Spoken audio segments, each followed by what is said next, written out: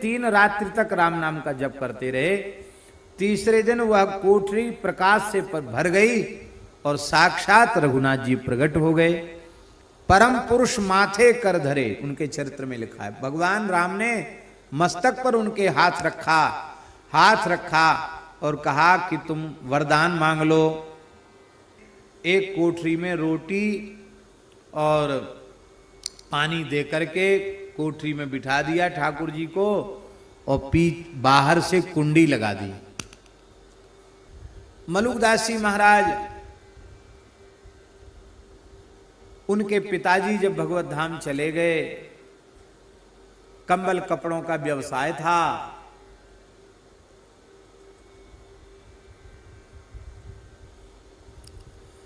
कंबल कपड़ों का व्यवसाय था। प्रयाग में कंबल लेकर के मलुकदास जी गए, अपने पैतृक काम था उनका, और वहां कंबल बिक गए, कुछ संतों को बांट दिए। दसवीं को अति व्यस्तता के कारण कुछ पाया ही नहीं, जल पर ही रह गए।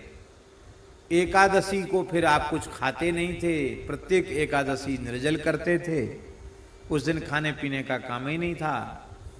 द्वादशी को कुछ चना चबेना भोग लगाकर पाकर पारण करना चाहते थे, तब तक भगवान संत वेश में आ गए और वो चना भी ठाकुर जी ने मांग लिए। ठाकुर जी के मुख से सब चना खा गए भगवान, एक चना उनके मुंह से छिटक के नीचे आ गया, उसे आपने प्रसाद के भाव से लेकर पारण कर लिया। और जब आगे बढ़े, कुछ कंबल शेष थे गठरी में, तो कीर्तन करते हुए बढ़ रहे थे। तनिक प्रेमावेश आया, उसी समय भगवान प्रकट हो गए मजदूर के वेश में। माधव माधव कहकर पुकार रहे थे, तब तक ठाकुर जी आ गए। बोले भगत जी, आपका ये गट्ठर हम आपके घर पहुंचा देंगे, हम तो रोजगार की तलाश में घूम ही रहे हैं, क्या लोगे? बोले 1 टका मजदूरी लेंगे। 1 टका माने 2 पैसा, 1 टका मजदूरी लेंगे। ठीक है, तुमको मजदूरी दे दी जाएगी। मजदूरी दे दी और बकुचा लेकर के श्री ठाकुर जी मलुकदास जी के कड़ा गांव, कड़ा पहुंच गए ठाकुर जी। मैया ने कहा मलुकदास कहाँ गए? तो बोले वो तो पीछे कीर्तन वीर्तन करते आ रहे, हम पहले चले आए, धीरे धीरे हम कहाँ तक चलते। मैया ने कहा कितना भोला है बताओ, सब कंबल अपरिचित व्यक्ति को दे दिए, कहीं इसने कुछ उठा ना लिया हो इसमें से। तो कंबल की गठरी तो रख दी, और जब पुत्र आ जाएंगे मलुकदास जी तब पूछ कर कितने कंबल थे, फिर सब गिनती करके तब मजदूर को यहां से जानो दूंगी। इस भाव से एक कोठरी में रोटी और पानी दे करके कोठरी में बिठा दिया ठाकुर जी को, और बाहर से कुंडी लगा दी। और कुंडी लगाकर मैया तो अपने काम में लग गई। इधर मलुकदास जी आए,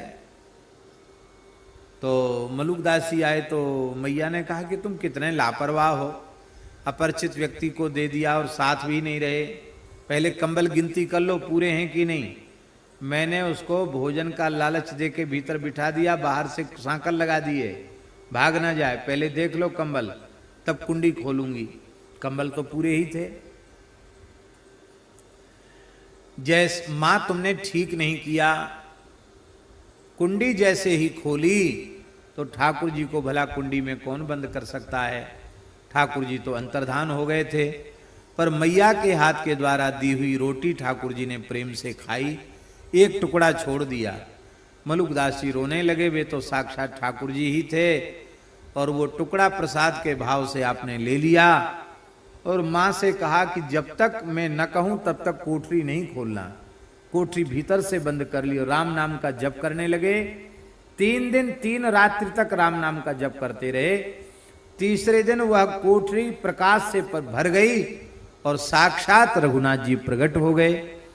परम पुरुष माथे कर धरे, उनके चरित्र में लिखा है भगवान राम ने मस्तक पर उनके हाथ रखा और कहा कि तुम वरदान मांग लो।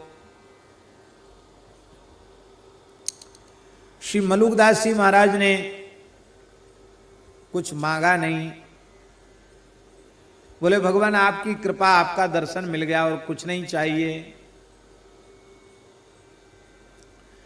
बोले नहीं, कुछ तो मांगना ही पड़ेगा। तो मलुकदास जी बोले कि सर्वरूप दर्शे नरहरि, हे प्रभु, जिस मंगलमय स्वरूप में आप अपना दर्शन देकर हमें कृतार्थ कर रहे हैं, आपके इसी स्वरूप का हम सभी प्राणियों में अनुभव करें। चराचर में मैं आपका दर्शन करूं, सर्वत्र में आपका दर्शन करूं।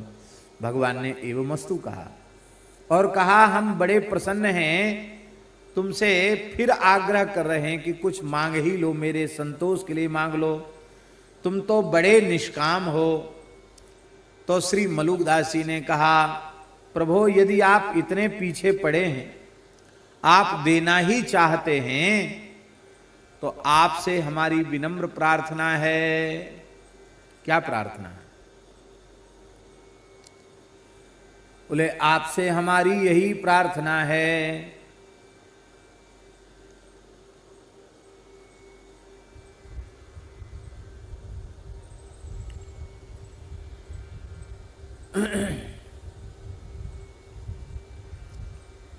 आपसे हमारी यही विनम्र प्रार्थना है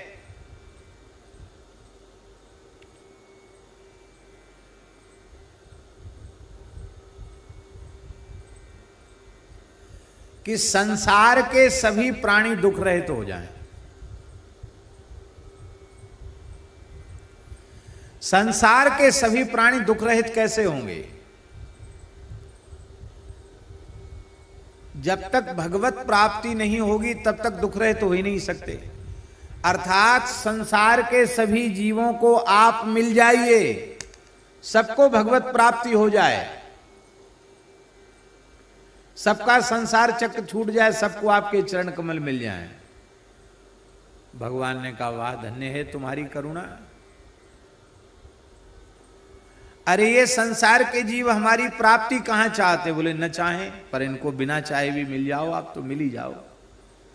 बोले इनके तमाम कर्म शेष हैं, उनको तो इनको भोगना पड़ेगा।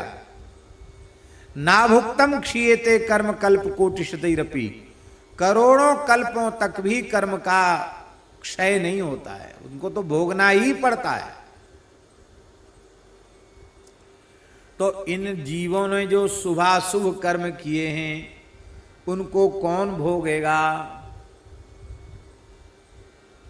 क्योंकि जब तक शुभाशुभ दोनों की सर्वथा निवृत्ति नहीं होगी तब तक मेरा साक्षात्कार नहीं होगा। तो इनके कर्म राशि कहां जाएगी? बिना भोगे कैसे नष्ट होगी? तब भगवान ने कहा, मलुकदास जी ने कहा बहुत प्यारी बात। क्या कहा मलुकदास जी ने? गौ माता की जय, पूज्य श्री पद्मेड़ा धाम की जय, जय जय श्री राधे। विराज जाइए।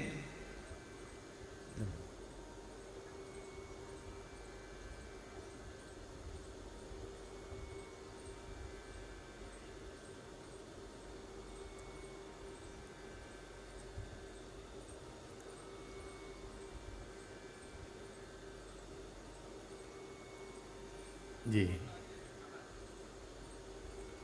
तो उन्होंने क्या कहा? बड़ी प्यारी बात। ये उनकी साखी बड़ी प्रसिद्ध साखी है। वे कहते हैं, क्या कहते हैं?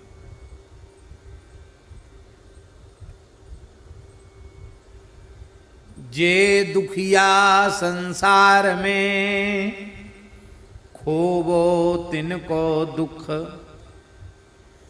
संसार के सभी प्राणी दुख रहित हो जाए। दुख रहित हो जाए माने सबको भगवत प्राप्ति हो जाए। तो इन्होंने जो ऊटपटांग काम किए हैं शुभाशुभ, उनका कर्म फल तो भोगना पड़ेगा इनको। बोले नहीं भोगना पड़ेगा। कौन भोगेगा? मलुकदास जी कहते दलिद्दर सौंपी मलूक को लोगन दीजे सुख। अपनी प्राप्ति का सुख आप सबको दे दीजिए। सब जीवों के पाप कर्मों का फल, शुभ अशुभ कर्मों का फल मैं अकेले भोग लूं और इन सब जीवों को आप प्राप्त हो जाएं। भगवान ने कहा, यह तो संभव नहीं है कि कर्म उटपटांग संसारी पुरुष करें, भोगे हमारा भक्त।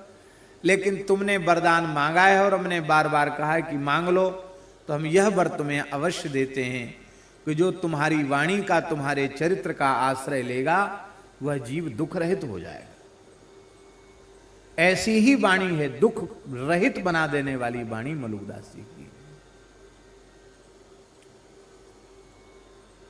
तो सर्वरूप दर्शे नरहरि, सर्व रूप में भगवान का दर्शन हो रहा है। तो हम यही निवेदन कर रहे थे, प्रत्येक साधक को अपना लक्ष्य यही बनाना चाहिए कि हमें सर्वत्र भगवत दृष्टि प्राप्त हो जाए। इसलिए स्वप्न के दर्शन से ध्यान का दर्शन श्रेष्ठ है, ध्यान के दर्शन से प्रत्यक्ष दर्शन श्रेष्ठ है, और प्रत्यक्ष दर्शन भी उससे भी बढ़कर यह बात है कि सर्वत्र भगवान का दर्शन होने लग जाए। वासुदेव सर्वमिति स महात्मा सुदुर्लभा। जब तक भगवद अतिरिक्त किसी भी वस्तु, व्यक्ति, पदार्थ की, तत्व की अनुभूति हो रही है, तब तक संसार के चक्र में ही पड़े रहना पड़ेगा। बातें चाहे जो बना लो, तब तक वैसे ही भटकना पड़ेगा। इसलिए गोस्वामी जी कह रहे हैं, बंदो रघुपति करुणा निधान